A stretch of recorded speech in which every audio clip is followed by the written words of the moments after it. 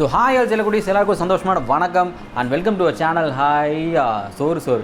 இந்த நாள் உங்கள் எல்லாருக்கும் ரொம்ப நல்ல நாளாக அமையன்னு சொல்லி நான் கேட்டு ரெண்டு வேண்டி கேட்குறேன். இது போக ஒரு 3 நிமிஷம் அதே தானுங்க. நான் அன்பை ஸ்ப்ரெட் பண்ணுங்கள், ஹாப்பினஸை ஸ்ப்ரெட் பண்ணுங்கள், பாசிட்டிவான விஷயங்களை மட்டும் ஷேர் பண்ணுங்கள். இந்த வீடியோவில் நம்ம எதை பற்றி பார்க்க போகிறோம் அப்படின்னு பார்த்தீங்க அப்படின்னா ஒரு 8 விஷயங்கள். இந்த 8 விஷயங்கள் செஞ்சாலே போதுமா அப்படின்னு கேட்டிங்கன்னா இப்போதைக்கு இதுதான் ரொம்ப தேவை அப்படிங்கிற மாதிரி எனக்கு தோணுச்சு.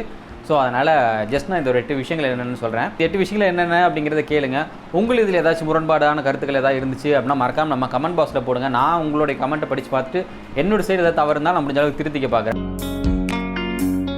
ஐசோலேட் பண்ணுங்கள். இல்லை ஐசோலேட்னா நம்ம சக மனிதர்களோட ஐசோலேட் ஆல்ரெடி பண்ணியாச்சு, ஓகே. பட் அதையும் தாண்டி ஒரு விஷயத்து கூட நீங்கள் ரொம்ப ஐசோலேட் பண்ண வேண்டியிருக்கும். என்ன அப்படின்னு பார்த்தீங்க அப்படின்னா இந்த நியூஸ் சேனல்ஸ்லேருந்து முடிஞ்ச அளவுக்கு நிப்பாட்டி வச்சுருக்கோம். அந்த நியூஸ் சேனல் பார்க்குறது, இந்த நியூஸ் சேனல் பார்க்குறது வேணாம், போதும். ஏன்னா நமக்கு இதை பற்றி நமக்கு போதுமான அளவுக்கு நாலேஜ் கிடைச்சாச்சு. என்ன பண்ணணும், எப்படி பண்ணணும் அப்படிங்கிறது எல்லாமே ஒரு பேசிக்கான நாலேஜ் நமக்கு தாராளமாக கிடைச்சாச்சு. இதுவே தாராளமாக போதும் அப்படின்னு கூட சொல்லலாம். அதனால் ஃபர்தராக இந்த நியூஸை பார்க்குறத முடிஞ்ச அளவுக்கு தவிர்த்துக்கிறது ரொம்ப நல்லது. ரெண்டாவது விஷயம், முடிஞ்ச அளவுக்கு டிவியில் எத்தனை இழப்புகள் நேர்ந்திருக்கு அப்படிங்கிறத லைவ் அப் டு டேட் கவுண்ட்டாக பார்க்குறத முடிஞ்ச அளவுக்கு ஸ்டாப் பண்ணிக்கோங்க. இந்த ஊரில் இத்தனை பேர் தவறிட்டாங்களா, அந்த ஊரில் அத்தனை பேர் தவறிட்டாங்களா அப்படின்னு பார்க்குற நம்ம நிப்பாட்டணும் அப்படின்னு சொன்னாலே நம்ம மனசு ஓரளவுக்கு ரொம்ப பதட்டமடையாத ஒரு சுச்சுவேஷன் நம்மளே வந்துடுவோம். சின்ன ஒரு இருமல் இந்த டைமில் வந்துச்சு அப்படின்னாலே ஐயோ கொரோனா இருக்குமோ அப்படின்னு பயப்படக்கூடிய ஆட்கள் தான் நிறைய பேர் இருக்கிறாங்க. அந்தளவுக்கு மீடியா வந்து அவங்களோட இதைய காமிச்சு அந்த அளவுக்கு பயத்தை புகுட்டி வச்சுருக்காங்க அப்படின்னு தான் சொல்லலாம். ஸோ முடிஞ்ச அளவுக்கு இந்த டெத் டோல் எவ்வளோ இருக்குது அப்படிங்கிறத லைவ் கவுண்ட்டை பார்க்குறது முதல்ல நிப்பாட்டுங்க. மூணாவது விஷயம் என்ன அப்படின்னா இந்த வைரஸை பற்றி அதிகமாக நம்ம இன்டர்நெட்டில் தேடுறத முடிஞ்ச அளவுக்கு தவிர்த்துக்கிறது ரொம்பவுமே நல்லது. அதை பற்றி தெரியாமல் இருக்கிற வரைக்கும் தான் நமக்கு அது நல்லது. நம்ம ரஜினிகாந்த் சொல்லுவாருங்களா, சாகர நாள் தெரிஞ்சிச்சுன்னா வாழ்ற நாள் நரகமாயிரும் அப்படிங்கிற மாதிரி. அந்த மாதிரி அந்த வைரஸை பற்றி பெரிய லெவலில் நீங்கள் எதுவுமே தெரிஞ்சுக்காதீங்க. எல்லாமே டக்குன்னு போயிடும் அப்படிங்கிற மாதிரி மட்டும் நினச்சிக்கோங்க. ஏன்னா ரொம்ப டீட்டெயில்டாக உள்ளுக்குள்ளே நீங்கள் போய் தேட அந்த விஷயங்களே உங்கள் சப்கான்ஷியஸில் ஃபுல்லாக பதிவாயிரும். சப்போஸ் தவறுதலாக யாராச்சும் நெகட்டிவ் திங்கர் இருந்தாங்க அப்படின்னா அந்த ஒரு எண்ணம் மட்டுமே போதும், அவங்க அப்படியே ஃபுல்லாகவே வராதவங்களுக்கு கூட வர வச்சிடும் அப்படிங்கிற மாதிரி சொல்லிடலாம்.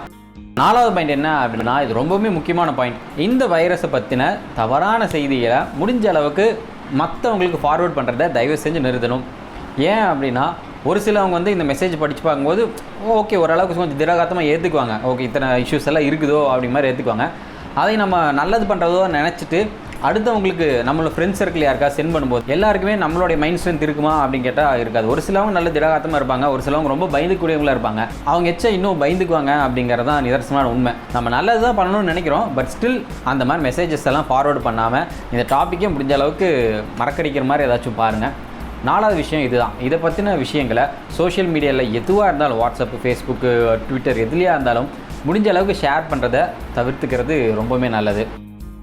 5வது விஷயம், இது எனக்கு ரொம்ப பிடித்த ஒரு விஷயம் என்ன அப்படின்னா முடிஞ்ச அளவுக்கு இப்போ இந்த 21 நாள் நம்ம லாக்டவுன் இருக்கோங்களா, இந்த டைமில் நம்ம முடிஞ்ச அளவுக்கு ஏதாவது புதுசாக எதாவது கற்றுக்கலாம். அப்படி கற்றுக்கவும் எதுவும் முடியல அப்படின்னாலும் அட்லீஸ்ட் ஒரு மெலோடியான ஒரு மியூசிக், ரொம்ப மைல்டான ஒரு மியூசிக் எதாவது போட்டு கேளுங்க. குழந்தைகளுக்கு ஏதாச்சும் குக்கிங் ஏதாவது கற்றுக் கொடுங்க, இல்லை அவங்களுக்கு ஆர்ட்ஸ் அண்ட் கிராஃப்ட்ஸில் ஏதாவது கற்றுக் கொடுங்க. குழந்தைகள் முடிஞ்ச அளவுக்கு என்கேஜாகவே வச்சுக்கோங்க. குழந்தைங்க ஈஸியாக போர் அடிச்சிருவாங்க. அவங்க வெளியில் போகல அப்படின்னா கண்டிப்பாக சீக்கிரம் போர் அடிச்சிருவாங்க. அவங்களுக்கு இந்த மாதிரி கேஜெட்ஸ் எல்லாம் கொடுக்குற விட்டுட்டு ஃபர்தராக அவங்களுடைய டெவலப்மெண்ட் ஸ்கில்ஸை நம்ம எப்படி இன்னும் மேம்படுத்தலாம் அப்படிங்கிற மாதிரி பாருங்கள். இந்த மாதிரி விஷயங்கள்லாம் பண்ணும்போது கண்டிப்பாக அவங்களுக்கும் டைம் போகிறதும் தெரியாது. 2வது அவங்களுடைய மூளை திறனும் ரொம்ப நல்லாவே வேலை செய்யும். 6வது பாயிண்ட் என்ன அப்படின்னா முடிஞ்ச அளவுக்கு நம்ம வீட்டில் இதை பற்றின ஒரு டிசிப்ளின்டான ஒரு ரொட்டீன் ஒர்க் இருந்துகிட்டே இருக்கிறது ரொம்பவுமே சேஃபான ஒரு விஷயம். உதாரணத்துக்கு நம்ம என்ன இது பண்ணாலும் கையை நல்லா வாஷ் பண்ணணும் அப்படிங்கிறது, சாப்பிட்றதுக்கு முன்னாடி கையில் நல்லா வாஷ் பண்ணுங்கிறது, தூங்க போகிறதுக்கு முன்னாடி கை கால் முடிஞ்சிட்டு கழுவணும் அப்படின்னு சொல்லி இது பண்ணுறது. இல்லை குழந்தைகள் நீங்கள் ஏதாவது ஆர்ட்ஸ் அண்ட் கிராஃப்ட்ஸ் ஏதாவது சொல்லிக் கொடுக்குறீங்க அப்படின்னா அது சொல்லிக் கொடுத்து முடிச்சதுக்கப்புறம் டக்குன்னு கை கழுவிட்டு தான் அடுத்து நீங்கள் சாப்பாடுலேயே கை வைக்கணும் அப்படின்னு சொல்லி கொடுக்க மாதிரியான விஷயங்கள்.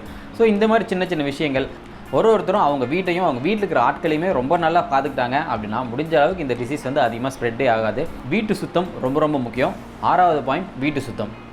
7வது பாயிண்ட் ஒரு பாசிட்டிவான ஒரு மைண்ட் செட் க்ரியேட் பண்ணுங்கள். பாசிட்டிவான மைண்ட் செட் அப்படிங்கும்போது எப்படி அப்படின்னா இந்த விஷயம் உலகத்தில் இப்போ ரொம்ப சீரியஸாக போயிட்டுருக்கு, பட் ஸ்டில் நம்ம எல்லாரும் இது பெரிய லெவல் எதுவும் பாதிப்புகள் ஏற்படுத்தாது அப்படிங்கிற மாதிரி நினைக்க ஆரம்பிச்சிட்டோம் அப்படின்னாலே நம்ம மனசை ரொம்ப சாந்தமாக வச்சுக்கும். 2வது பயத்தை சுத்தமாக போக்க ஆரம்பிச்சிடும். அதுவே ரொம்ப முக்கியம். அந்த பயம்தான் நான் ஸ்டார்டிங்லேருந்து சொல்லிட்டுருக்கிறேன். கொரோனா வருதோ இல்லையோ கொரோனாக்கு உண்டான அந்த பயம்தான் ஒரு டிப்ரெஸ்டான ஸ்டேட்டுக்கு அவங்களுக்கு தள்ளிடுது. அப்படி ஒரு டிப்ரெஷனான ஸ்டேட்டுக்கு போகும்போது என்ன ஆகுறாங்க அப்படின்னா அவங்க உடம்புக்கு இம்யூன் பவர் வந்து ரொம்பவே கம்மியாயிடும். இம்யூன் பவர் கம்மியாச்சு அப்படின்னா கண்டிப்பாக இந்த வைரஸ் வந்து ஈஸியாக நம்ம அட்டாக் பண்ணக்கூடிய. குறிப்பாக இந்த தருணத்தில் பாசிட்டிவாக இருக்கிறது ரொம்ப ரொம்ப நல்ல விஷயம். 8th பாயிண்ட், லாஸ்ட் பாயிண்ட், இதுவும் கடந்து போகும் நினைங்க. எதுவுமே இந்த உலகத்தில் நிலையானது கிடையவே கிடையாது. இன்றைக்கி இந்த வைரஸ் வந்துருக்கு, நம்ம இவ்வளோ நாள் இப்போ 21 நாள் லாக்டவுன் பண்ணியிருக்கிறோம். உலகத்தில் இவ்வளோ பெரிய இம்பேக்ட் ஏற்படுத்திருக்கு. எக்கனாமி வைஸாக எல்லாமே சரிஞ்சிருக்கு. எஸ், அஃப்கோர்ஸ் எல்லாமே எதுவுமே மறுக்க முடியாத உண்மை.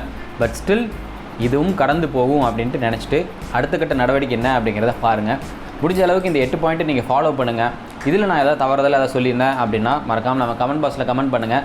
நான் திருத்திக்கு முயற்சி பண்ணிக்கிறேன். இந்த 8 பாயிண்ட் எல்லாமே வந்து பார்த்தீங்க அப்படின்னா என்னுடைய ஃப்ரெண்டு அவங்க வந்து ஒரு சைக்காலஜிஸ்ட்டு, அவங்க ஃபேஸ்புக்கில் இந்த 8 பாயிண்ட்ஸ் எல்லாமே வந்து செஞ்சோம் அப்படின்னா மக்கள் தற்சமயத்துக்கு அவங்க மனசை நல்லா ரிலாக்ஸ்டாக பீஸ்ஃபுல்லாக இருப்பாங்க, ஒரு பயம் இல்லாமல் ஒரு நிம்மதியாக இருப்பாங்க அப்படின்ட்டு சொல்லக்கூடியதுக்காக அவங்க அதை போட்டிருந்தாங்க.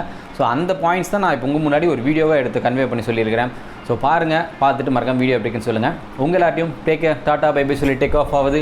நான் உங்கள் அன்பன்பன் மோக்லி வரணுங்கண்ணோ.